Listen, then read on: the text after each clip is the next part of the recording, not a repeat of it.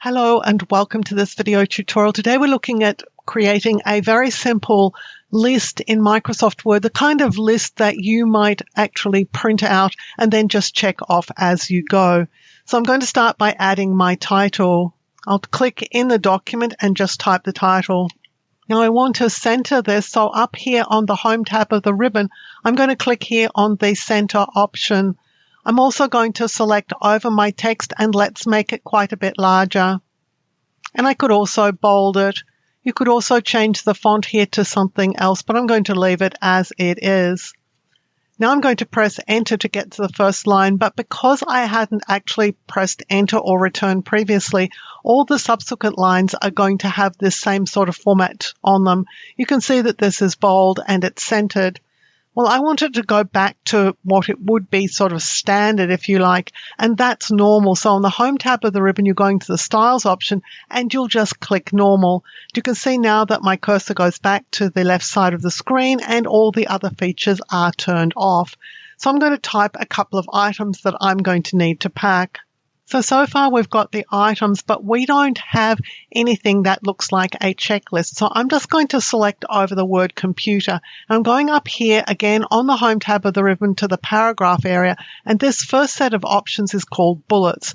Now we're just going to click on the down pointing arrow here because that's going to allow me to set up my bullets. Now I've been in here previously, but let's just go to define new bullets so you're going to see how you're going to do it.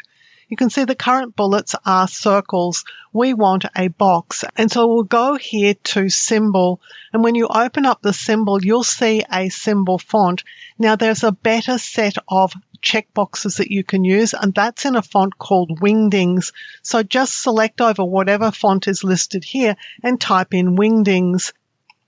And when you tab away from it, just press the tab key on your keyboard, you're going to see all the characters that are available in this Wingdings font.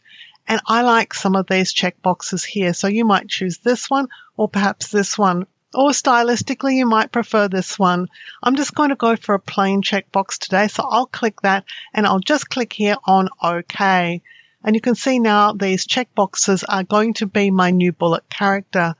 But I think they're going to be a bit small, so I'm going to font and I'm going to make them a little bit bigger.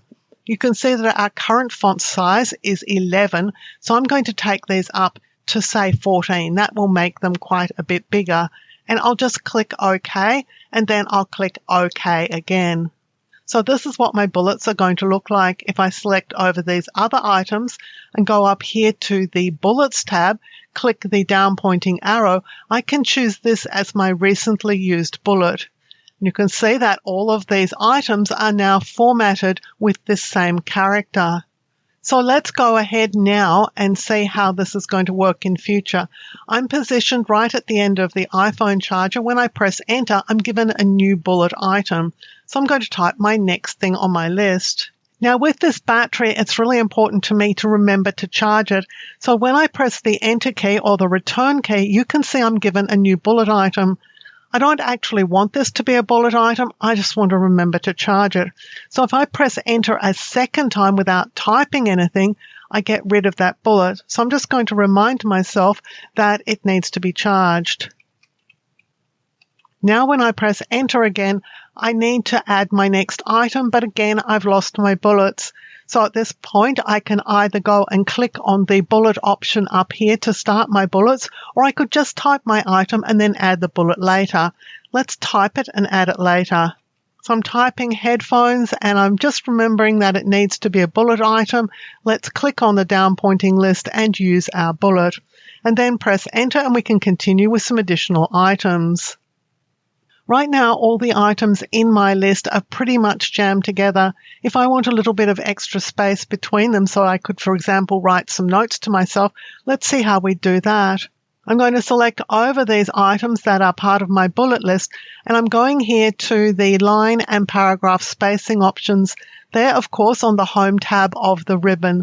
So just click here to get access to them. Now I can test and see what additional spacing might look like. I'm thinking about 1.5 spacing might be better. I'll just click on it. And then I can click these additional items and do the same thing. One of the other things I like to add to my packing lists is a note as to where this file is stored, because that would make it easier for me later on to find this file and print additional copies. To begin, I'm going to save my file. So I'll go up here to the Save option. I'm going to save it in my documents. I'll just call it Conference Packing List and click Save. Now to add the footer that's going to give me the file details so I can always find it again, I'm going to the Insert tab here, and I'm going all the way across here to the header and footer area, and I'm going to click the down pointing arrow by footer, and I'll just choose Edit Footer, because that takes me to the footer area of the document. This is a special area of the document that you can only type into using this process. Now I'm going to add the file name and location. So I'm in the header and footer area. So that's a special tab that only appears when you're in the correct place. And we'll go over here to the document info options, click the down pointing arrow and take file path. While it says insert the file path of this document, in actual fact, it's going to insert both the name and the path. So I'll click here.